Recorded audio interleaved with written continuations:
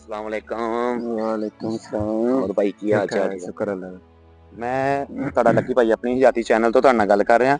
ਮੈਂ ਅੱਜ ਆਪਣੇ ਵੀਰ ਉਸਮਾਨ ਕੋ ਇਹਨਾਂ ਦੇ ਕੋਲ ਟੋਬਾ ਟੈਕਸਿੰਗ ਆਇਆ ਤੇ ਇਹਨਾਂ ਦੀ ਜ਼ਮੀਨ ਦੇ ਉੱਤੇ ਹੁਣ ਤੁਹਾਨੂੰ ਉਹਨਾਂ ਦਿਖਾਉਂਦਾ ਕਿ ਕੀ ਇਹਨਾਂ ਨੇ ਬੀਜਿਆ ਤੇ ਕੁਝ ਕੀ ਕੀਤਾ ਤੇ ਤੁਹਾਨੂੰ ਮੈਂ ਸਾਰਾ ਕੁਝ ਚੈੱਕ ਕਰਾਉਂਦਾ। ਹਾਂਜੀ ਉਸਮਾਨ ਭਾਈ। ਭਾਜੀ ਆ ਮੇਰਾ ਮਸੰਮੀਆਂ ਦਾ ਬੂਟਾ, ਹਾਂਜੀ ਆ ਮਸੰਮੀਆਂ ਦਾ ਬੂਟਾ ਹੋ ਗਿਆ। ਆ ਤੇਲਵਾ ਬਾਗ ਦੇ ਵਿੱਚ ਬੀਜੇ, ਹਾਂ ਆ ਸਾਰਾ ਪਰੇ ਅੱਗੇ ਕਿੱਲਾ ਸਵਾ ਕਿੱਲਾ ਬਾਗ ਦਾ।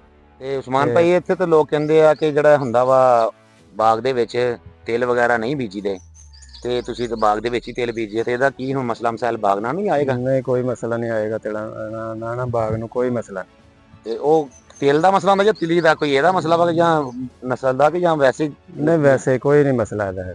ਯਾਨੀ ਕਿ ਆ ਤੁਹਾਡਾ ਸਾਰਾ ਬਾਗ ਹਾਂਜੀ, ਹੈਗਾ ਵਾ ਕਿੰਨੂਆਂ ਦਾ? ਕਿੰਨੂਆਂ ਦਾ ਬਾਗ ਆ, ਕਿੰਨੂਆਂ ਦਾ ਸਾਰਾ ਤੁਹਾਡਾ ਬਾਗ ਆ। ਅੱਲਾ ਖੈਰ ਕਰੇ, ਮਾਸ਼ਾਅੱਲਾ ਕਿੰਨੂ ਵੀ ਲੱਗੇ ਹੋਏ ਆ। ਲੱਗੇ ਹੋਏ ਠੀਕ ਹੈ ਨਾ, ਇੱਧਰ ਮਸੰਮੀ ਵੀ ਜ਼ਿਆਦਾ ਚਮਕ ਰਹੇ ਆ। ਹਾਂਜੀ ਠੀਕ ਹੈ ਨਾ, ਬਿਲਕੁਲ। ਤੁਹਾਨੂੰ ਉਹ ਕੈਮਰਾ ਮੈਨ ਮੇਰਾ ਦਿਖਾ ਦਿੰਦਾ ਵਾ, ਅੱਗੇ ਆਣ ਕੇ ਦਿਖਾਓ ਨਾ ਕਿ ਉਹ ਮਸੰਮੀ ਦਿਖਾਓ ਨਜ਼ਦੀਕ ਹੋ ਕੇ।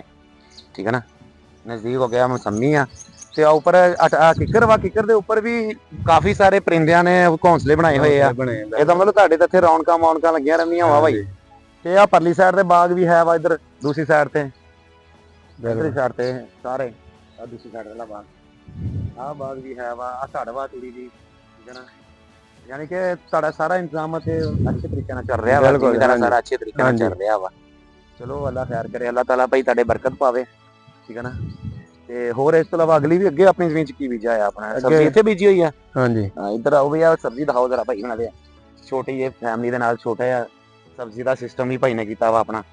ਠੀਕ ਹੈ ਨਾ, ਜ਼ਮੀਨ ਦੇ ਵਿੱਚ ਹੀ ਆਪਣਾ ਛੋਟਾ ਜਿਹਾ ਨਿਜ਼ਾਮ ਸਾਰਾ, ਤੇ ਇਹ ਸਾਰੇ ਨਿਜ਼ਾਮ ਕਰਨੇ ਪੈਂਦੇ ਆ ਇਨਸਾਨ ਨੂੰ।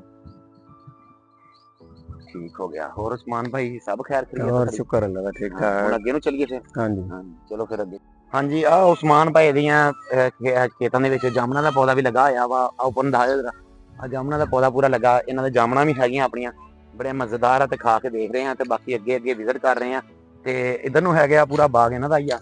ਆਹ ਬਾਗ ਵੀ ਇਧਰਲੀ ਸਾਈਡ ਤੇ ਆ। ਹੁਣ ਆ ਗਰੇਟਾਂ ਦਾ ਬੂਟਾ ਭਾਈ? ਹਾਂਜੀ ਗਰੇਟਾਂ ਦਾ। ਆਹ ਗਰੇਟਾਂ ਦਾ ਬੂਟਾ ਵਾ। ਇਹਨਾਂ ਦੇ ਵੀ ਗਰੇਟ ਥੋੜੇ ਜਿਹਾ ਛੋਟਾ ਬੂਟਾ ਵਾ, ਛੋਟੇ ਲੱਗੇ ਹੋਏ ਆ। ਤੇ ਇਸੇ ਤਰ੍ਹਾਂ ਅੱਗੇ ਜ਼ਮੀਨ ਤੁਰੇ ਜਾ ਰਹੇ ਆ। ਮੇਨ ਬਾਗ ਪਰਲੀ ਸਾਈਡ ਤੇ ਇਹਨਾਂ ਦਾ ਵੱਡਾ ਜਿਹੜਾ ਉਹ ਬਾਗ ਪੂਰਾ ਤੋੜ ਤੱਕ ਐਂਡ ਤੱਕ ਇਹਨਾਂ ਦਾ ਬਾਗ ਜਾਂਦਾ ਵਾ। ਤੇ ਐਂਡ ਤੱਕ ਬਾਗ ਜਾ ਕੇ ਤੇ ਬਾਕੀ ਫਿਰ ਇਹਨਾਂ ਦੀ ਜ਼ਮੀਨ ਉੱਥੋਂ ਖਤਮ ਹੋ ਜਾਂਦੀ ਹੈ।